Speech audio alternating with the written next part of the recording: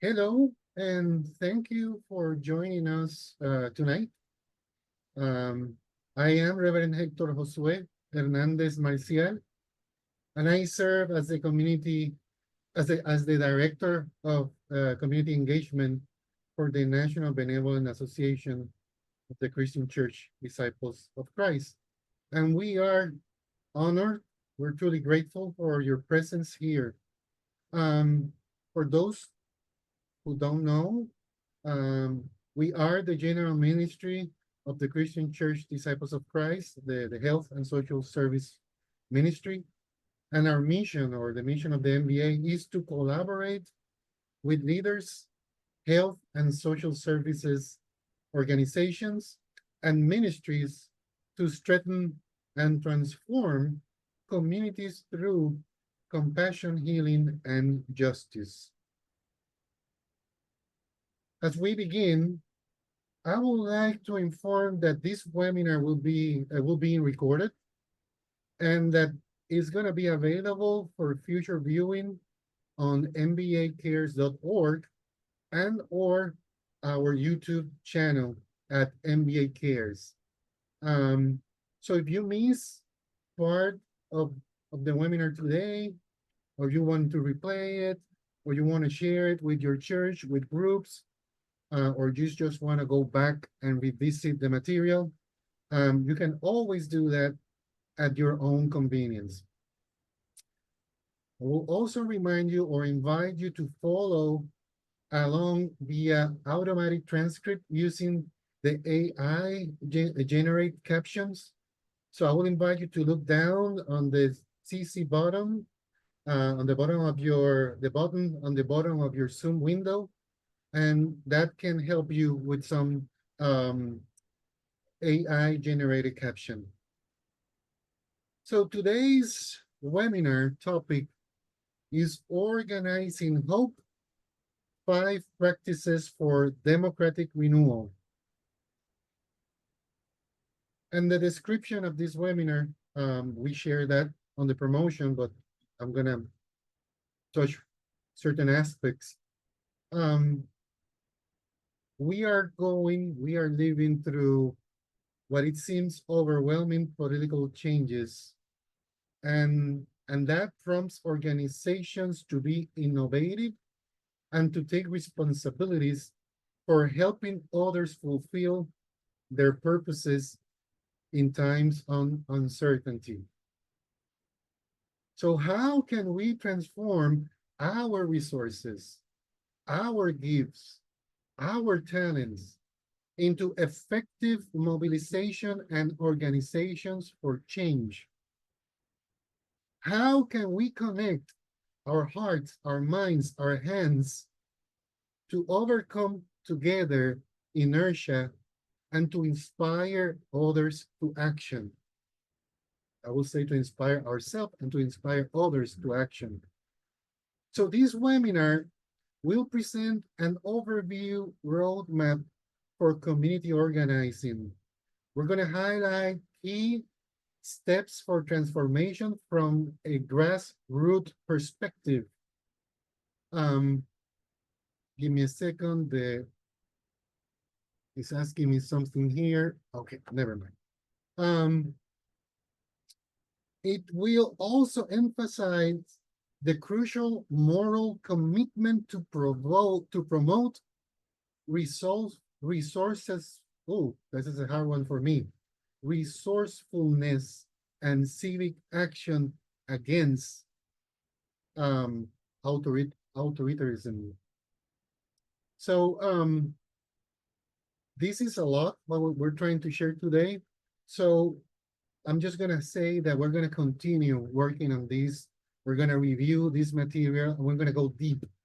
So hopefully this will catch you and you will continue walking with us as we continue developing workshops, webinars, and other resources. So tonight, we aim to share 5 practices to promote democratic renewal, starting from challenge to revive the spirit of communities and their possibilities to address their causes. And again, we're going to use our hearts, our heads, and our hands as our best reference. And our plan is simple. We pretend to illustrate the use of these practices through a concrete example from the presenter own experience, um, as he has been organizing and a mobilizer um, in Puerto Rico here in the United States. And he was part of an organization called the Puerto Rican Coalition Against the Death Penalty. And we're going to be using that example to demonstrate how these practices can support us in our respective challenges for justice in times of uncertainty. So at the end of the webinar, we hopefully are going to have your questions so we can discuss the questions, we can struggle with the questions. And I will invite you to use the Q&A feature by clicking in the icon in the bottom of your screen and submit your questions. And if by any chance we are unable to answer it, we have your emails. So we will be following up with you via email. And as a matter of fact, we'll also be sharing some additional resources via email in the next days. You may also use Q&A or chat features to request technical assistance. And again, friendly reminder, this webinar will be recorded and will be available for future viewing. So let me move and introduce our presenter today, is Reverend Angel Luis Rivera-Agosto, and he will conduct this webinar as part of his work here at MBA. Angel Luis is an ordained minister of the Christian Church Disciples of Christ in Puerto Rico, with ministerial standing in the Disciples of Christ Church in the United States and Canada. Here in the MBA, he serves as the Community Engagement Senior Coordinator for Justice Initiatives. I have the privilege to work side by side with him. And the MBA Justice Initiative nurture engagement strategies for the organization and its partners to transform the root causes of social injustice. So Reverend Rivera-Agosto has extensive experience in diverse missional, ecumenical, and pastoral contexts. As a lawyer, he has practiced in fields including constitutional law, labor law, and human rights. And he has contributed and has been the author of some articles. He has edited some articles, some publications that has been focused on mission, theology, socioeconomic justice, advocacy, and ecumenism. So once again, he will be delivering this presentation based on a description that I just shared, based on his own experience. So welcome all of you, and welcome Angel Luis. And before we begin, I have a question for you. Why choosing the title of Organizing Hope? Thank you, Hector. Good night, everyone. It's really a pleasure for me to be with you and to share some of my experience working with communities. I am in this age when you can count the defeats, the victories, what went wrong, what went fine. I want to share with you some of these experiences and practices. But to answering to your question, it is important for us to affirm from a biblical perspective, Hector, that hope, like faith and love, remains as an essential element of life, and it's stays through the ages, as quoting, or paraphrasing First of Corinthians, chapter 13, verse 13. So as we sustain our work as civil society organizations in a context of despair and uncertainty, we must organize this divine gift embodied in human experience to chart paths of justice for our siblings, our society, and creation. So in this route map of the 5 practices, and you can see this organizer's journey, right? Like a map, like a route, containing the 5 practices that I will be sharing: storytelling, relationships, strategy, structure, and action. Um, so you could see, or you could have an idea of where we will be journeying into this organizing hope. So again, this is a roadmap. Thank you, Angel. And let me repeat what I already shared. We are aiming to contextualize this roadmap, these tools and practices according to one of Angel Luis' experiences, which I understand, Angel, that have significantly shaped your role as a ministry and as community organizer. Would you like to expand into that? Definitely, Hector. I think that that experience that I will be sharing with you was crucial in terms of one of my ministries where I could accompany some cases in the U.S. In Puerto Rico regarding the death penalty. How the Puerto Rico Coalition Against Death Penalty advocated for 3 cases that I could be a part of. And that changed a lot of my own ministry and the way I see ministry and its role in society. So, as you mentioned, and we have been saying, it's our purpose to share these 5 practices to promote democratic renewal, starting from embodying the challenge to revive the spirit of communities and their possibilities, as you mentioned, Hector, to address their causes using our hearts, our heads, and our hands as the best reference we may have. So usually movements begin with what needs to be done. Statistics and information would call people to act. Here we are taking another path. Grassroots organizing starts, or the proposal that we want to share with you is that grassroots organizing starts with the heart, with our emotions, with our feelings, with our pathos, and with the way people we connect with stories. My own story has the potential to connect with the collective story, my own story and your story, dear friend, dear brother and sister, to connect with the collective story based on the values and emotions we can express in our narrative. And finally, my story, your story, and the story of my community connect with what needs to be done. So Marshall Gans, a Harvard executive scholar, developed the public narrative framework from the stories of social movement leaders, emphasizing the need to tell new public stories. He explains that public narrative helps leaders and participants to mobilize motivation, create shared identities, and find the courage to act.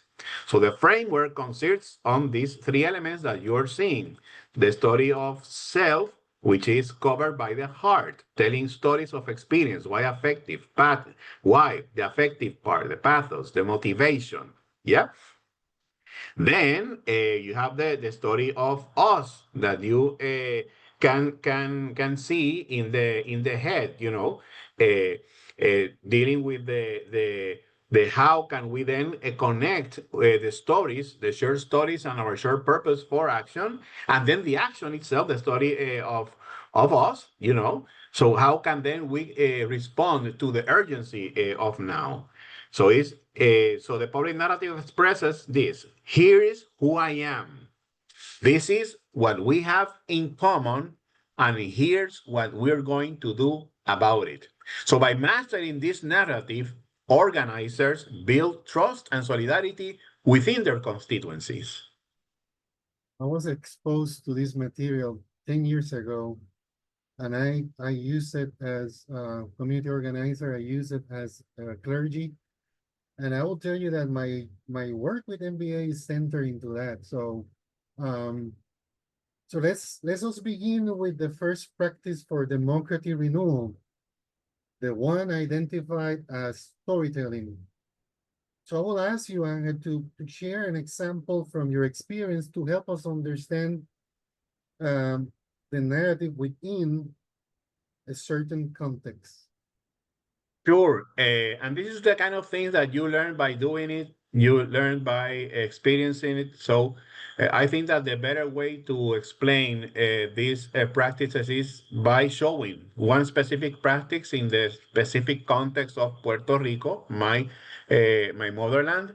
But you can transpose that into your own context, in your own culture, in your state, your county, and so forth. So let me then share something based on an experience I had advocating against the death penalty in Puerto Rico. So as we were recruiting people to join our cause, okay, and please imagine myself in a group sharing this experience that I had that I will be using to organize people to participate in the campaign against the death penalty. So then, as I am involved into this specific campaign, I challenge myself and my audience with some compelling questions based on a particular story, the story of self, and crucial for my own commitment to the cause. So some context may help us here. I was working as a hospice chaplain, assisting an old woman with her terminal illness.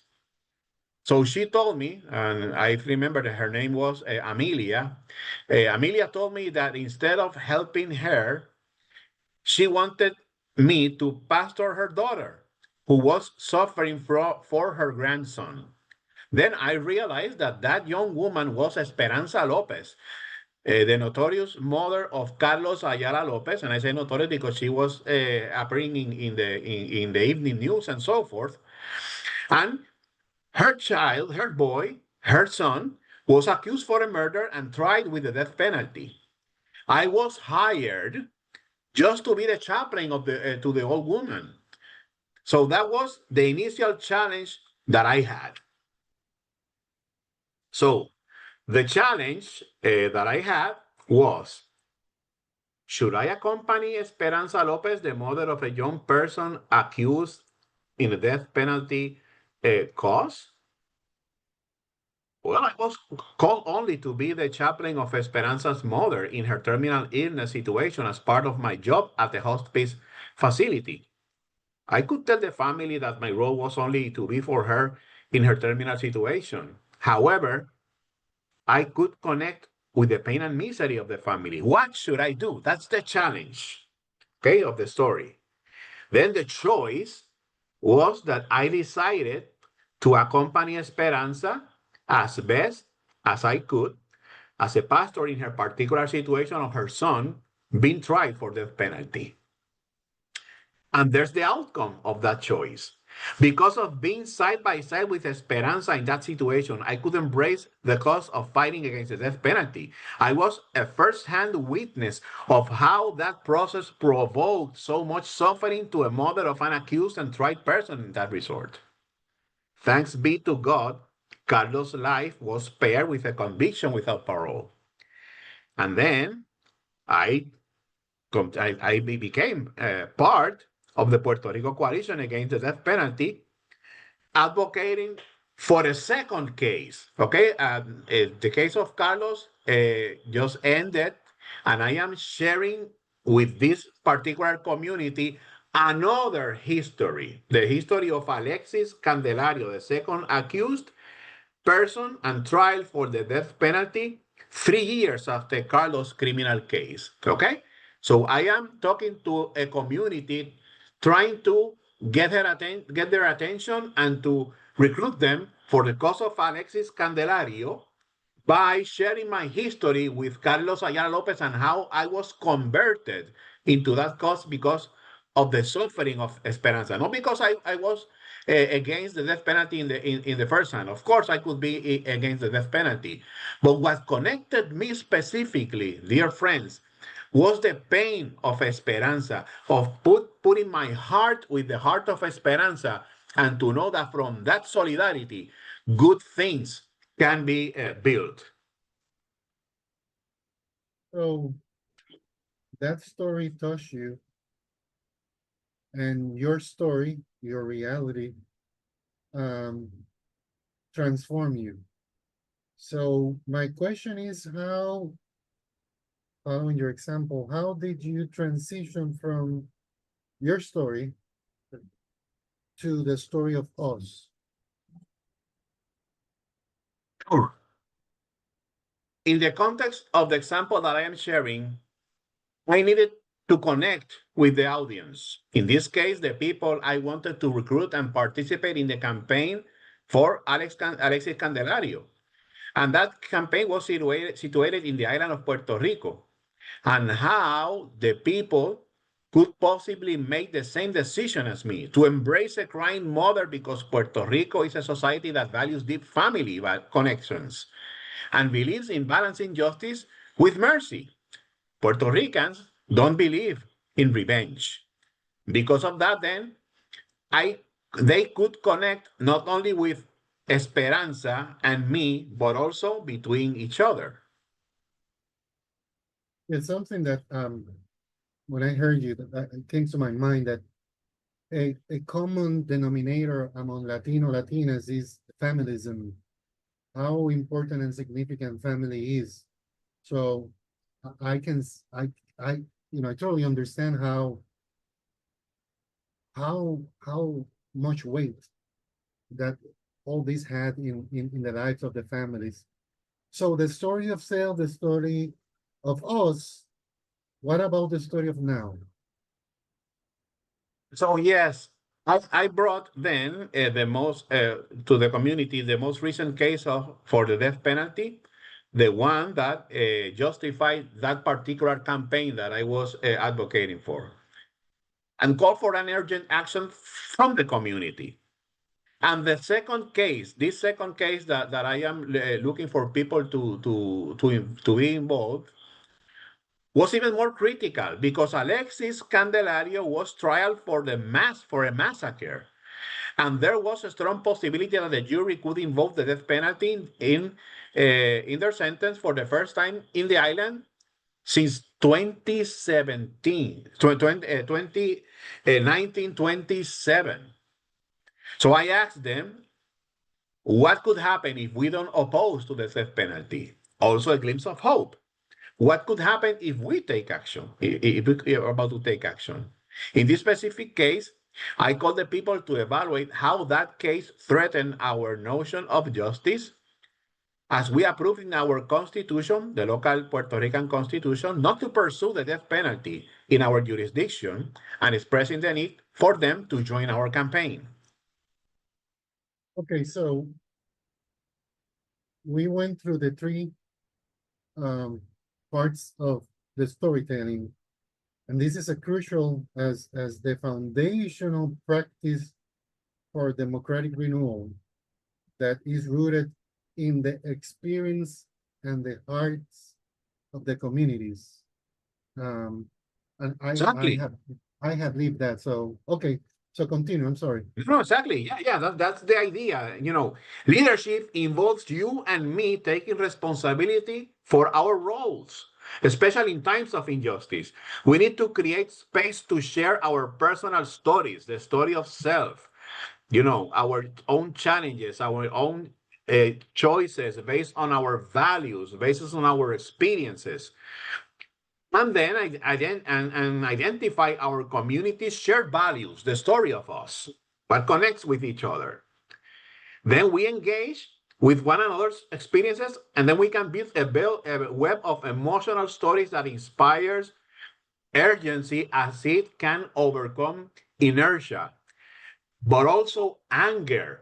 And I am not talking about just being angry. I'm talking about uh, cognitive dissonance in us, something that is not making any sense at all, and how that those stories can overcome apathy, but also stories of hope, stories of, with outcomes that were a real victory, and how those stories of hope can help us overcome fear, or even the notion of solidarity in our stories and how they can overcome isolation, or and of course how you can make the action possible, how that can then help us to overcome the self doubt.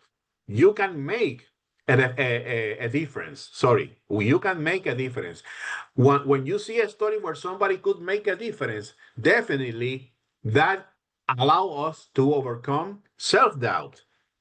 So that is the idea. Ultimate our commitment to justice is strengthened by each individual story and how it connects to our collective values, driving us toward meaningful action. And so we continue connecting while we seek to recruit people to our cause. I am sure, Hector, that you have encountered many requests to donate money for campaigns Yep. or to attend rallies, here and there. Does it sound impersonal to you? This highlights the difference between mobilizing and organizing.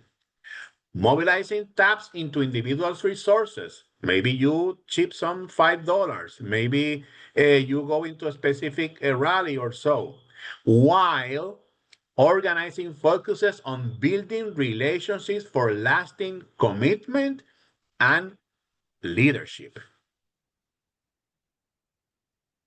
So mobilizing through internet campaigns, um, despite their potential value, I do believe they can be a tool. Um, I think they're incomplete. They tend to be transactional. Um, it helps people to wash their hands, and not get really connected with their community, and it lacks of that embodiment, that holy connection that needs to be done in order to develop lasting relationships. I was listening to you and came to my mind that when we were dealing with some um, immigration issues when I was pastoring, before any difficult conversation with the community, we began before that eating together, and in the tables, people sharing their own stories. And then after that, together, we will go to the main building and then begin to wrestle with some of the issues. That there is nothing that that we can do without being in relationship and in community. Definitely. That is the idea. And don't get us wrong, people. NBA has worked asking signatures, or clicking for causes, for just causes, and we will continue doing that, definitely.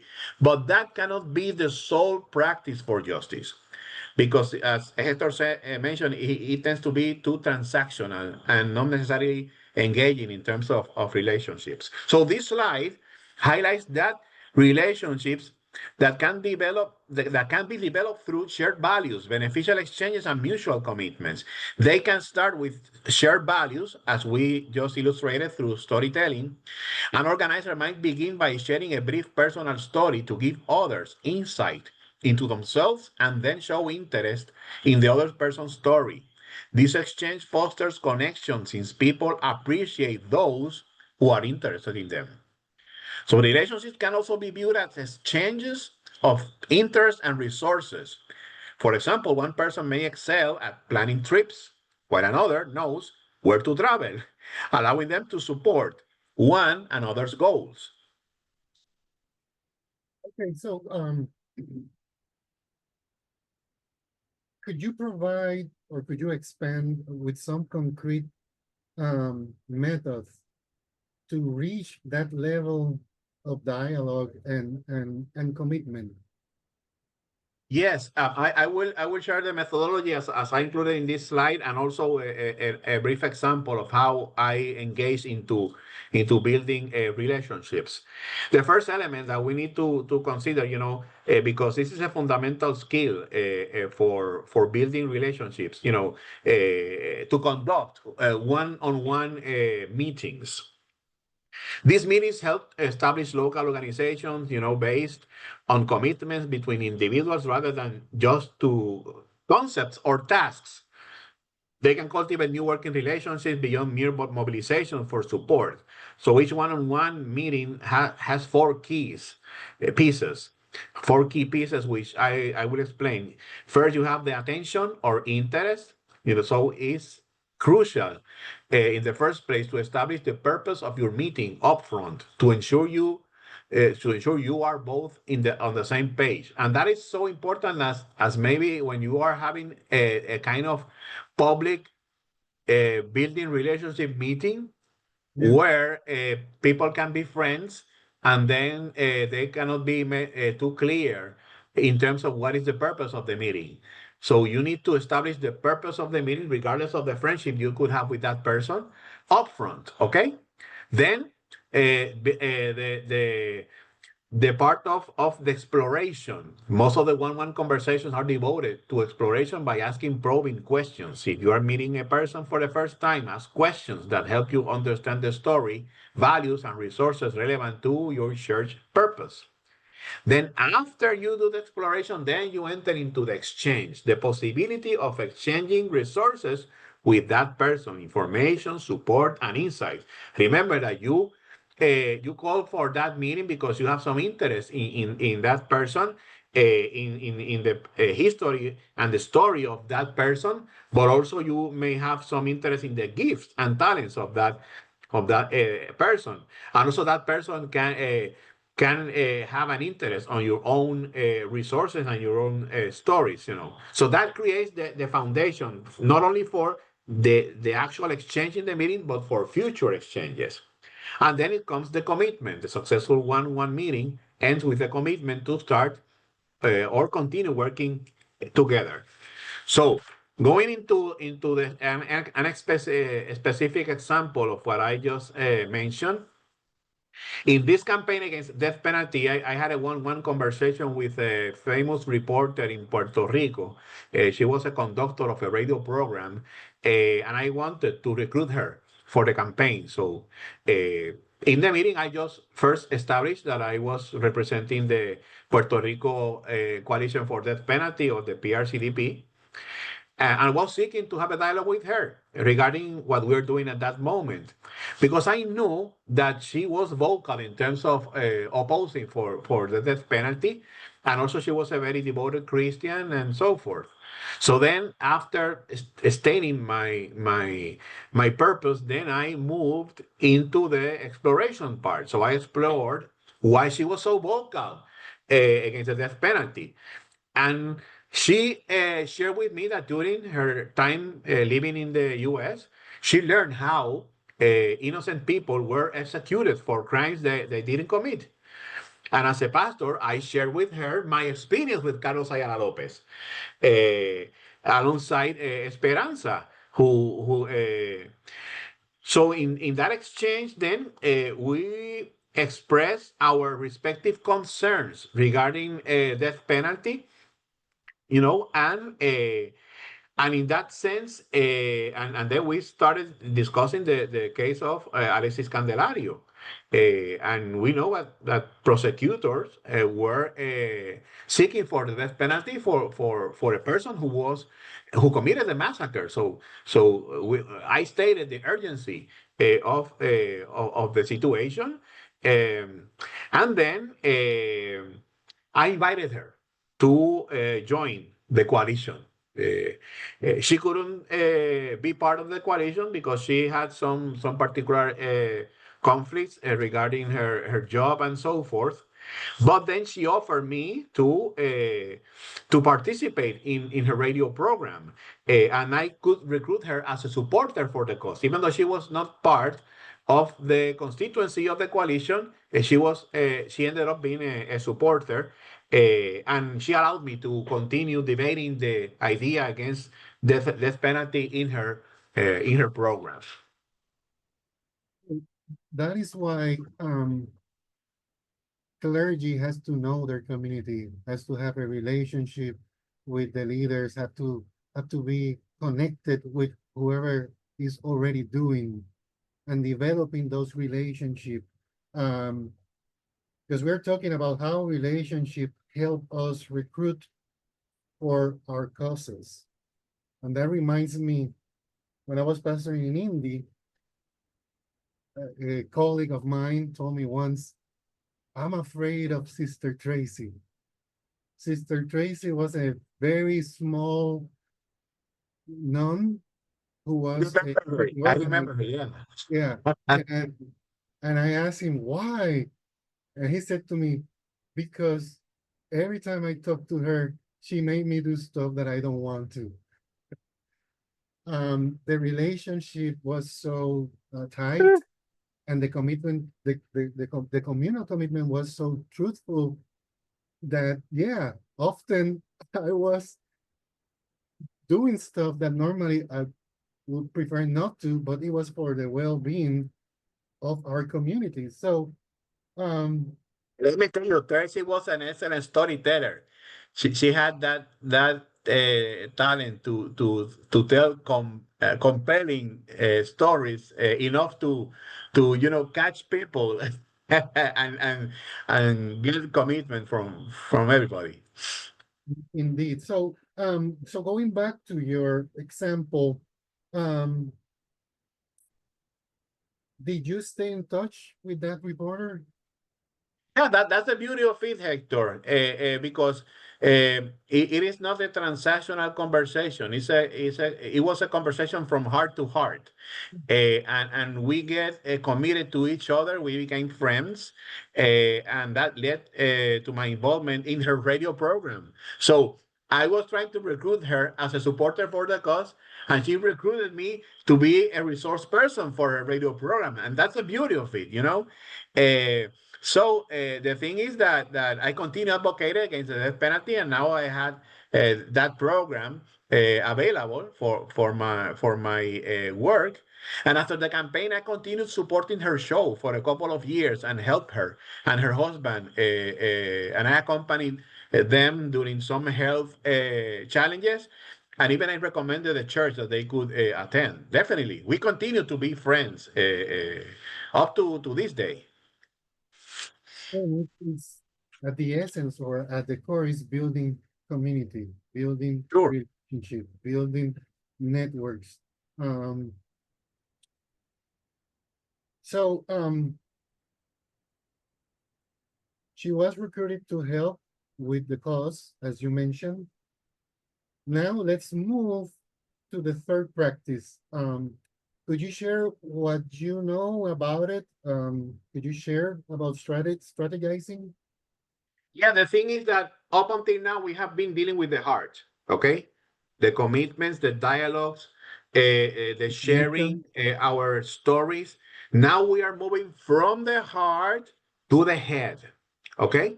Now we're moving to the head, to the connections that needs to be done. We enter into strategizing. So our stories, the shared experiences and values, and the urgency to act with we already saw in storytelling and relationship building would drive us to the let's get into business mind, to strategizing. Strategizing helps us find a pathway from all the narratives and urgencies we share in achieving a goal. So while we do that, we also strengthen our community and provide opportunities for leadership development. The primary purpose of strategizing is turning what you have, your people, time, skills, money, experiences, into what you need, the power or the ability to share purpose, as Martin Luther King defines power. to get what you want, your goal in your campaign. And it involves evaluating resources to create a winning plan, much like the general, the strategos in Greek. You see this figure on the top of the mountain looking for all the landscape, and evaluating what is happening there, assessing the battlefield and his forces. Then tactics, or tacticas in Greek, implement the strategy. So effective results depend on balancing strategy and tactics, and maybe some other example could be useful. If you want to go to a place, you need to evaluate if you're using your car, an airplane, or a boat. And as you conclude in your analysis that it's better for you to use a boat to get into this particular place because you are seeing a river and you can use the river, then to choose the boat is the strategy. But then how to use the boat through the river, that becomes the tactic. The way you use the boat, the kind of boat that you are buying, how many motors do you need for your boat, and all of the things that you need for the boat, that is the tactic. So just an example to understand the difference between strategy and tactics.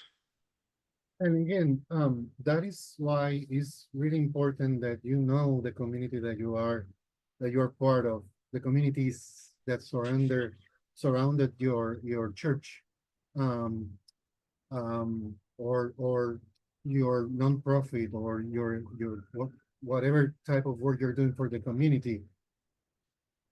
Because I'm sorry, there's an ambulance. Because sometimes there is already people doing, and then the tactic could be, how can I support them? How can I be part of that movement? And there's moment in which you are the one who has to take the flag and take the lead. Um, we don't have to reinvent the wheel. We don't have to be the the the the main person all the time. That's part of being a community. So I think we're venturing into a complex territory. Am I right?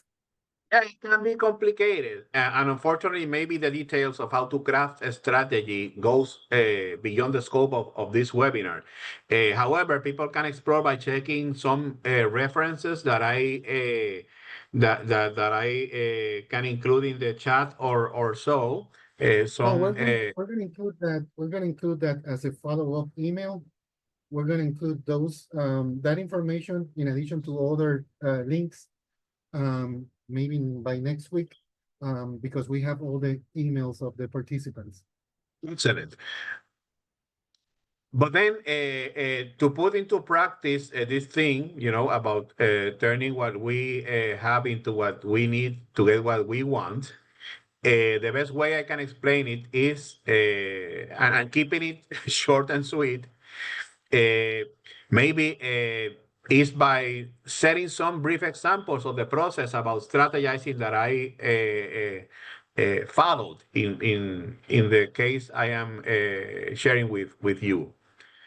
So these are the basic questions for strategizing. Who are my people? What change do they seek? Where can they get the power or the theory of change? Which tactics can we use, and what is our timeline? So um, maybe the first one, who are my people?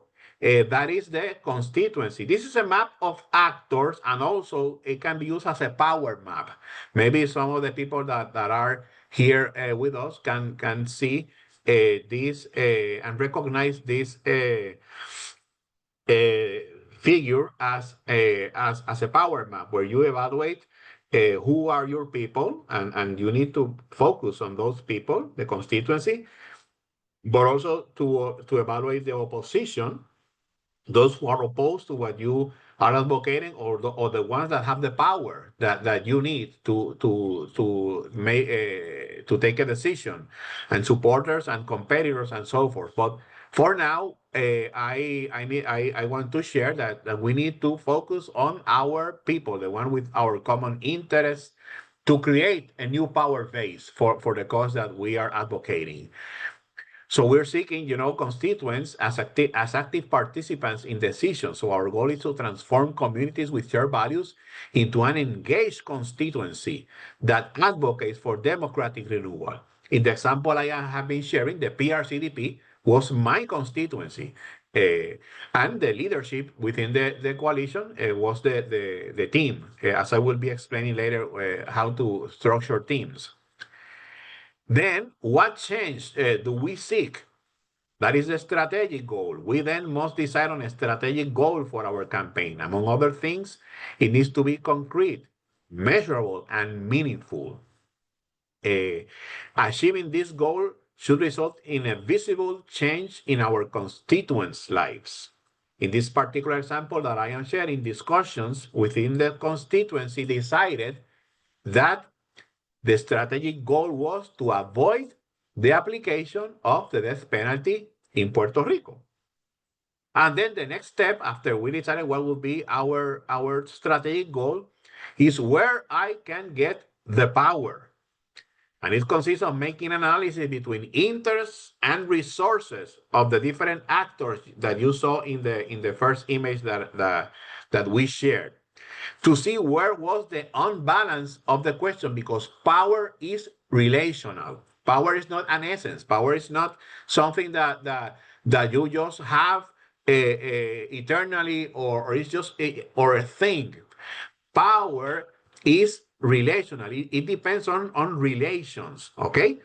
And for example, if you think in the Montgomery bus boycott in 1955, you will see that the bus company has the power, and also the government has the power, but then the people then exercises their power by not riding in the buses and putting their feet into action. So as they started walking and not taking the bus, then they created a crisis within the bus company. So they exercised power over the bus company, so they could get what they needed at that moment. There was a justice, a racial justice for the people. In the case that I am sharing, we knew that we needed to influence the jury of the case so we can have a sentence that consider the death penalty. Okay, we knew that we could get a favorable decision for justice if we advocate and influence the jury. So which tactics can we use then? So we discovered that we could use media, we could use testimonies by victims and perpetrators, both opposing the death penalty, rallies, and so forth. Uh, so the thing is, to get the results we expected, using our constituency's resources creatively, well enough to make concrete, measurable progress toward campaign goals, strengthening our organization, because then it improves the capacity of our people to work together, and supporting leadership development by developing new skills, new understanding, and most importantly, new leadership. And then we have the timeline. What is our timeline then? The campaign unfolds like a story. It starts with a foundation period or a prologue, has a crisp kickoff or the curtains going up, building through successive peaks, Act 1, Act 2, maybe Act 3, culminating in a decisive outcome or denouement, and concluding with a celebration or epilogue because we were victorious in our cause. Our efforts generate momentum through small successes that create resources for bigger objectives, growing our motivation and commitment. So a campaign timeline has to have clear phases with a peak and at the end of each phase, a threshold moment where we have created a new capacity that we can now use to achieve our next peak. In our example, we decided or we designed the cost as follows. The foundation was the PRCDP first meeting to decide to advocate for Alexis Candelario's life. Then the kickoff, the first press conference, presenting the coalition and calling for a verdict rather than imposing death penalty for Alexis. The big one were the public workshops, the interviews and events with Esperanza Lopez, the mother of Carlos Ayala Lopez, who was a perpetrator, and Carlos Negron, who was the father of a victim for murder, but advocating against the death penalty. You see, we had victims and perpetrators both advocating against the death penalty. That was our first peak. Then we evaluate that first peak, what went right, what went wrong, and then we went into the peak number two, the vigils at religious venues and in front of the federal court, having interviews, having activities there, and everything was broadcasted and covered by the press. The strategic goal then was to avoid the application of the death penalty in Puerto Rico the day where the jury decided not to apply the death penalty in Puerto Rico. So that went well. We celebrate. Maybe your cause could get wrong, but then we will need some capacity building, maybe we need some more skills, maybe we need better organizing, maybe we need better strategizing. In our case, we evaluated if there were other cases in the horizon and how does the prosecution digest their defeat.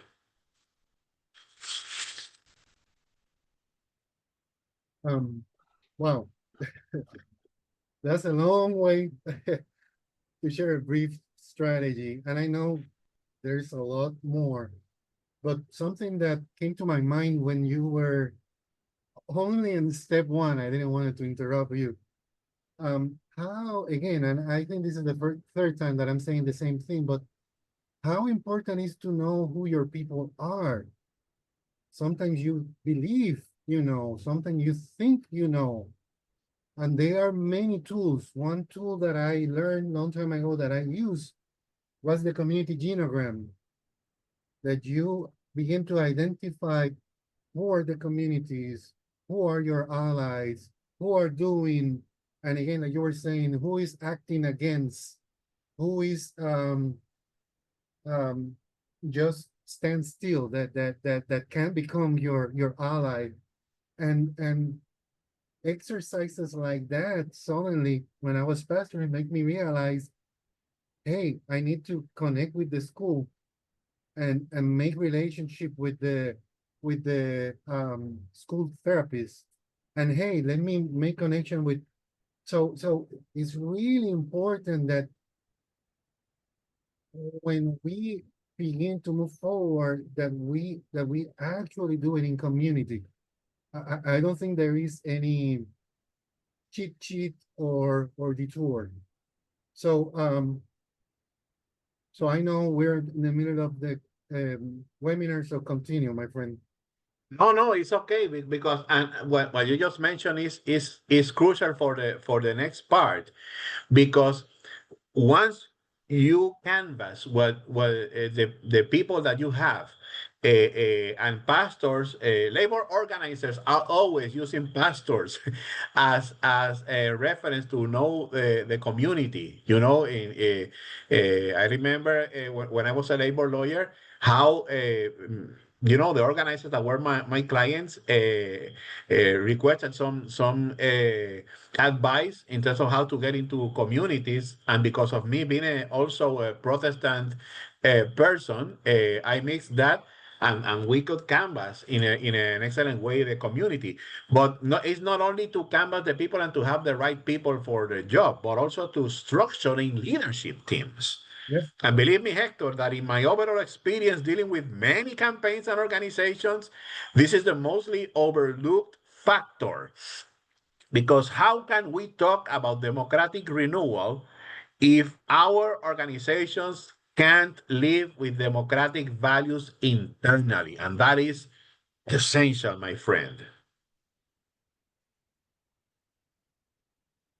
And in this case, how can we avoid succumbing to ashes right after a sounding victory in our cases? So then, if we affirm democracy as both a gift and a duty, the process involves relationship between individuals, fostered and cemented on stories and crafting a shared strategy. And as these individuals turn to work together, they create a team. And you can have an organizing team without some great structure. Three conditions are necessary for a real team. First, your team needs to be bound with everybody able to identify each other. We cannot have guests every time we are holding a meeting, or some person that could speak a lot and could try to change the world in just a meeting, and then in the next meeting you just don't see the person, and then that person just disappear, and then you have another person. And in coalitions that is terrible, because when you are dealing with coalitions, the particular organization participating in the coalition could change its representative, from meeting to meeting, and sometimes it can get complicated. So you need to say to the leaders of that organization that they need to have that person permanently participating in the meetings. The second element is stability. You need to meet in a weekly basis, in a monthly basis. You need to create some tradition of meetings, so people can get the right expectation, so that people can then craft their calendars, taking into consideration that every second Wednesday of each month they will have a meeting of the coalition. And in that case, the PRCDP met in a monthly basis. And also, they need to be interdependent. The teams need to be interdependent. Each person's contribution is critical to the success of the whole.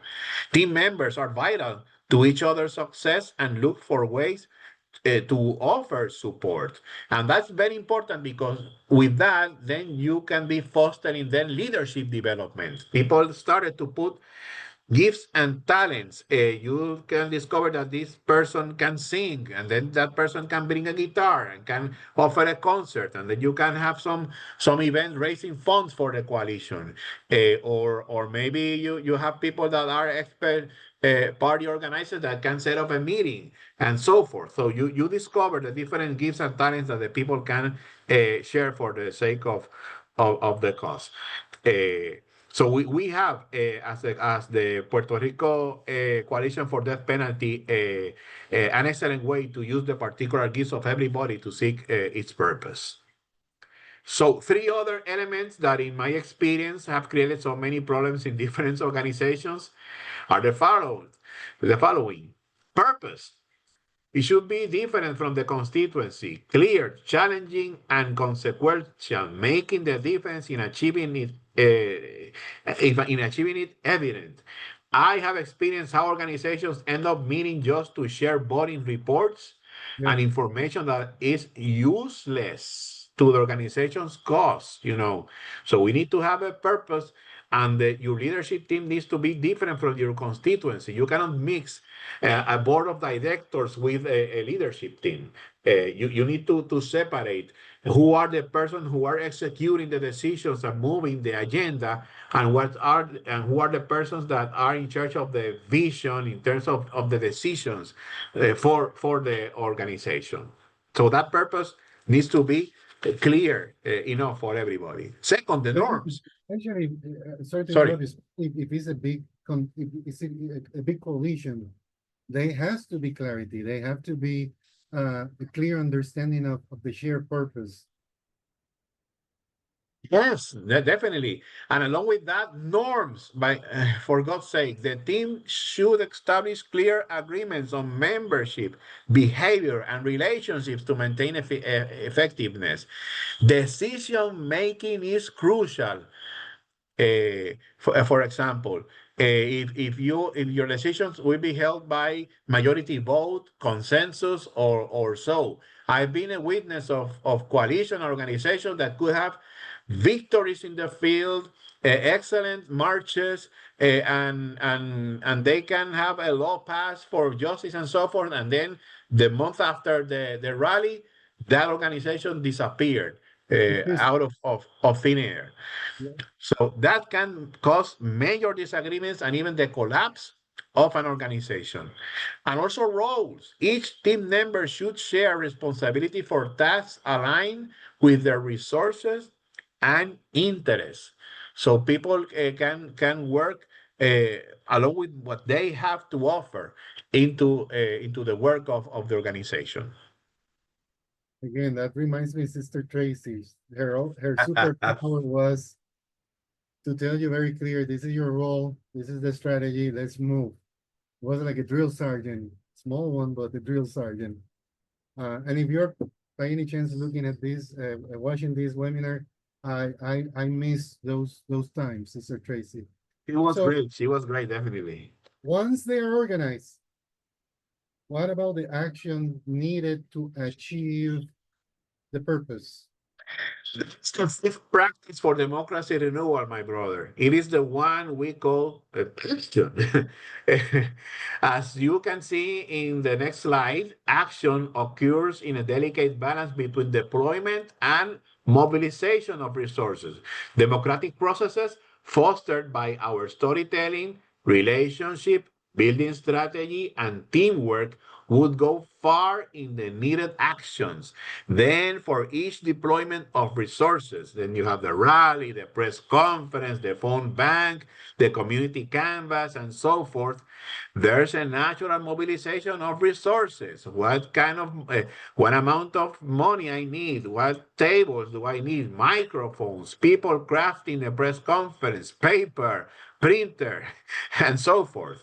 Engaging in effective collective action involves challenges that require careful planning and coordination. Focus on creating measurable outcomes, specific commitments, deadlines, and responsibilities to strengthen your organizing efforts and to ensure successful results.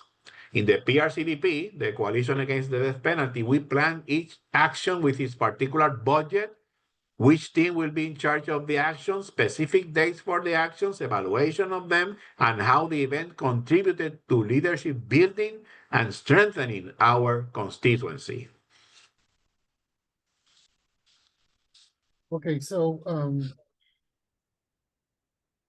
understanding that we're gonna have some time for questions, and hopefully I just look at the Q&A and there's nothing there, but hopefully we're gonna begin getting some questions.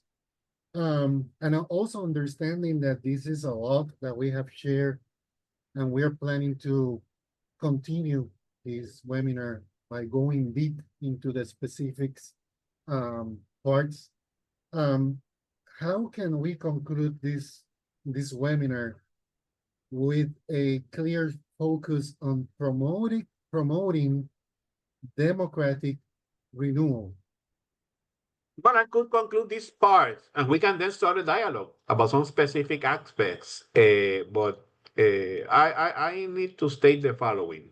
First, the proposal for democratic renewal through grassroots organizing focuses on making individual stories visible to build connections based on shared interests amidst rising deprivation, injustice, and authoritarianism.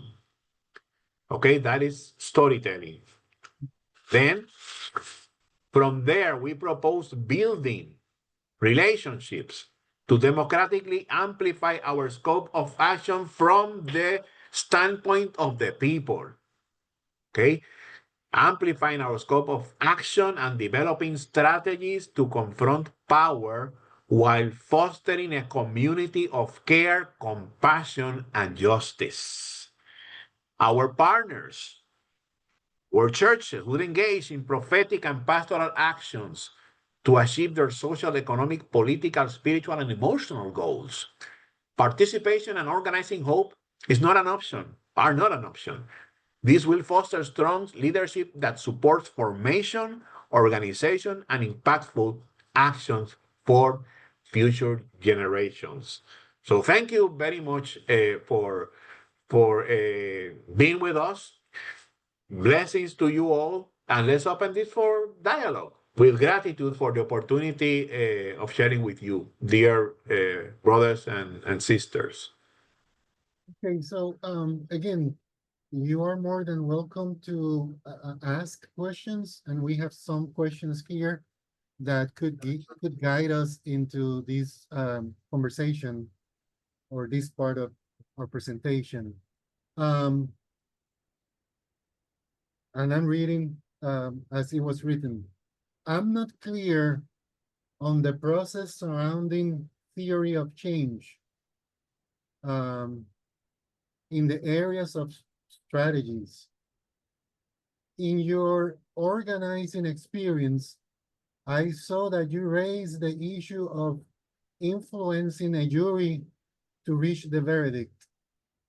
So how do you translate the development, let's see if I understand this, the development of a theory of change to a problem? I imagine the person is asking to their own context, like racist policing or the fight against landfill pollution. What can you tell us about that? That's an interesting question because that question enter into how can we provoke change? How can we exercise power as the ability to achieve purpose? How to counterbalance the power that other institutions may have, over our lives to change the equation so we can exercise power enough to convince the power holders that it's better to do what we need rather than to continue doing what they are doing. And for example, in racial policing, who are the people? Who is my people? The young people affected by those policies, the families of these young men, the everyday people, teachers, the community. These are my people, and you identify the people. And in that power map that I shared previously, you need then to identify your opponents. And in this case, it can be the police department, it can be the mayor, it can be the governor, it can be some specific organization of policemen or so. So you need to identify who holds the power, okay? And what are the interests of those that hold power? In the case of racial policing, the interest of the police is to keep order and to keep the law and order. Or maybe you can identify some racism within the police department and so forth. Then you need to evaluate who are your supporters and your collaborators. Maybe the courts can be collaborators. Maybe the courts can be adversaries too. You just don't know. You need to make the power map. But then imagine, like you have this balance, and then you need to see how much power does your opponent have, how much power can you have. If you have enough power by yourself, and then you can exercise power over your opponent.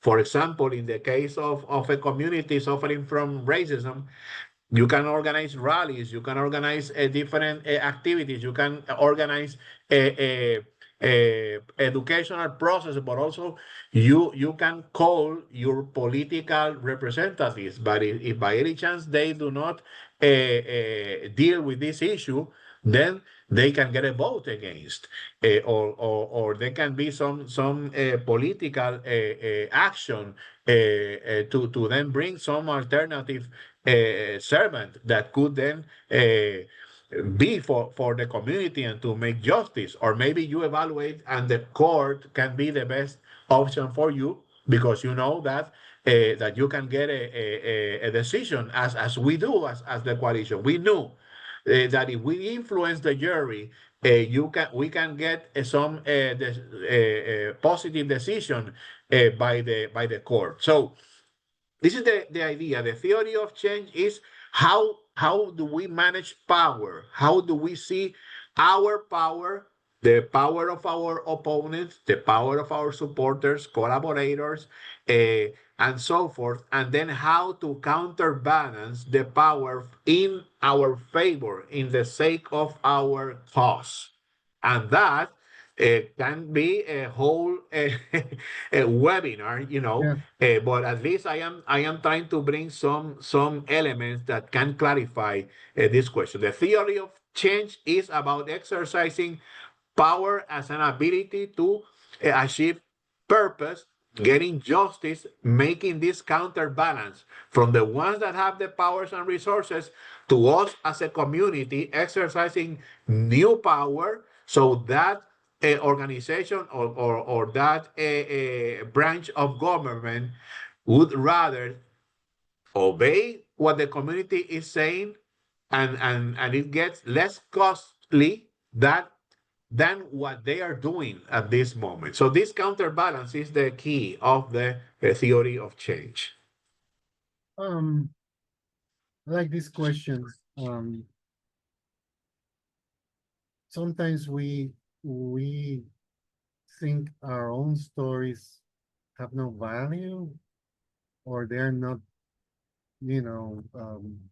this profound story. So this person asked, um, how is the person says simple, but normal person, normal employee, somebody that does not have any political experience, how could that person build a robust storytelling process to allow that person to collaborate in organizing a community to work for justice? Um, I want you to elaborate, but before you do that, I want to answer that a little bit. Um, I will never forget in one of our meetings in Indiana that we were sharing stories of immigrants, that one of the actual immigrant was sharing her own story. And that was most powerful. A simple person, there was nothing. She was telling her own story. And that still today has been one of the most powerful. You felt the shift, how people were shifting just by listening to her story. Very simple, very down to earth, but it was real. And that was what we needed. So what's your Oh, take on that? I love what you are saying, Hector, because there's a notion that the stories need to be heroic enough to convince people.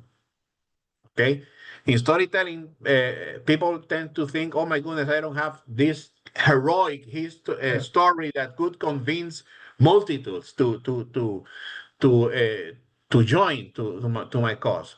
No, no, my dear friends, the heroism is not needed. If you have it, God bless you. But the most important thing is to share your heart, to share a deep feeling, emotion that could create enough commitment for solidarity, for participating. I heard public stories about mothers who just talk about the particular love for their children, and out of that love, then that particular mother brought then the shared value for other mothers, yep, and the love of a mother for a child was key to free Carlos Ayala Lopez for a death penalty sentence. That was the power, the power of Esperanza's story. She could convince people because of her love for Carlos. Okay, and that makes her an excellent recruiter. She recruited me for the yeah, cause. yeah, You see, and she was not a kind of the traditional hero.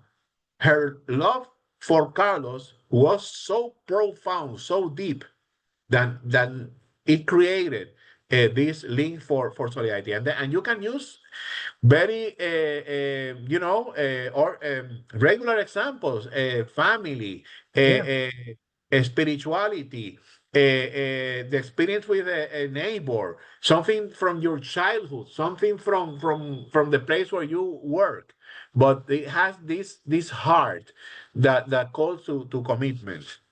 you know, when there were some really destructive laws that we were opposing against migrants in Indiana. Um, like I said before, we began before having these difficult conversations. We began eating. One of the things that we used to do was to put people together in a table to answer some what I call human questions. What's the name of your first pet? What's your favorite food? And the power of connecting very different people maybe in different sides of the issue.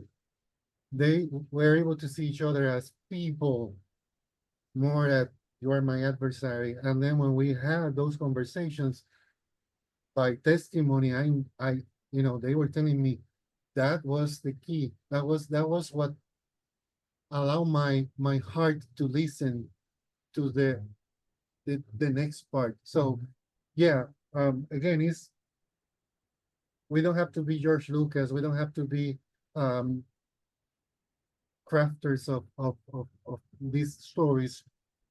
We have to tell our story. Um, Time is moving fast, and I wanna have some time to share some um last minute things. But here is a question that I would like you. You have 5 minutes, because I think it's relevant to our work in the community engagement program of the MBA. Somebody asked, I want to learn more and develop work for justice in my own community. How can the MBA support me in that process? So you have 5 minutes, and then I will conclude today's webinar. Of course, we are available to accompany communities, to accompany partners into how to embrace, how to engage into justice initiatives. This is a cycle that we just shared. This is a process that we are open for workshops, for creating educational materials that will be available through our webpage, and also we want to create some pilot program with specific partners that could engage into a process of capacity building, organizing, creating actions, campaigns, and then to evaluate specific impacts out of those actions. In a process that we just have defined. So of course, my email is in my bio, and also you can reach Hector. To see how we can best accompany you. But at least you have the web page with our materials, the process that we are designing regarding justice initiatives, and let's move on. This is like riding a bicycle. We will learn by riding the bicycle. We may fall. We need to take the bicycle again, and we continue riding. But it will be our pleasure to accompany you in that endeavor. Yeah, and like I said earlier before, our plans are to continue expanding into this. This was an overview. Angel is thinking into writing some articles. And to give you an idea, I have worked with groups a whole weekend just talking about storytelling. Um, so there are different ways in which we can go deep into different parts so that you can use those tools for the well-being of your communities. Um, but definitely, and this is, I promise this is the last time. If you don't know your communities, then begin with that. Begin with that. Reach out, connect, um, uh, go and be in meetings of some of the other leaders. Reach out in an ecumenical way, all for the well-being of the people that you're serving. So, well, we basically arrived to the end of our time tonight. Um, and we hope to hear from you, um, and to together create something new.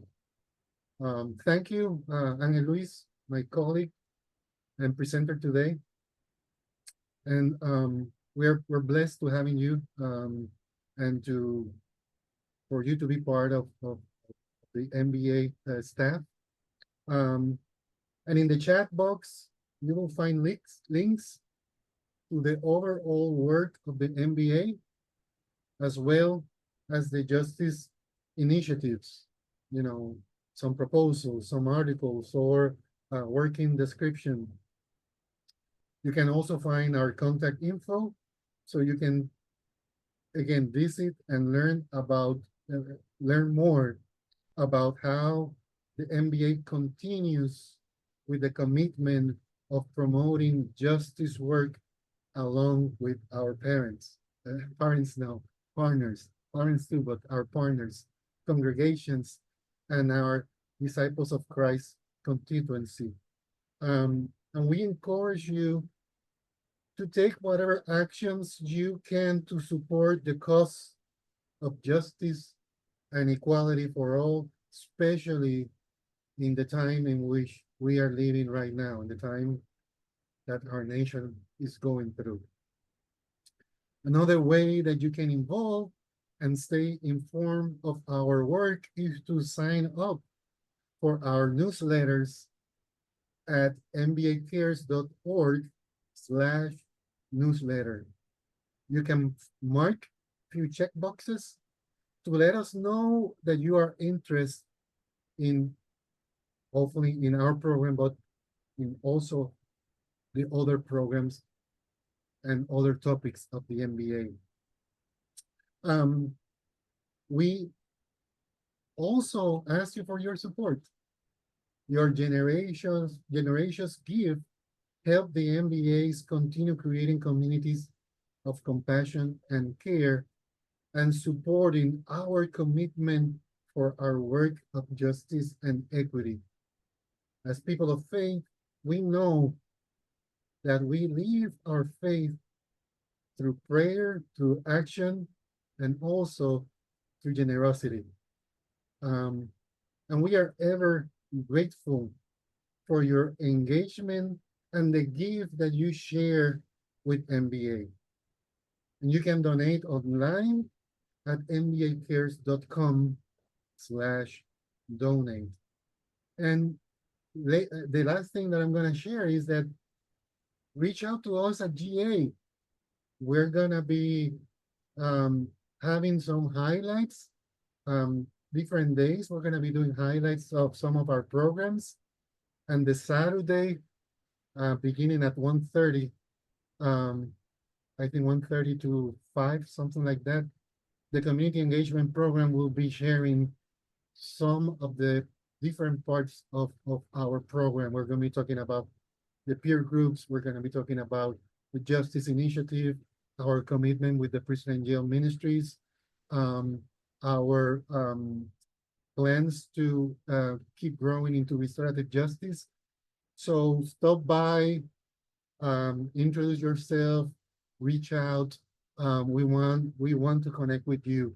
We want to know, we want to grow, and we want to dream and work together. So thank you for your time tonight. And please, again, reach out to us with any questions. And we hope to see you at GA and then see you again in any of our many next events. Thank you and God bless you. Thank you. Blessings. Good night.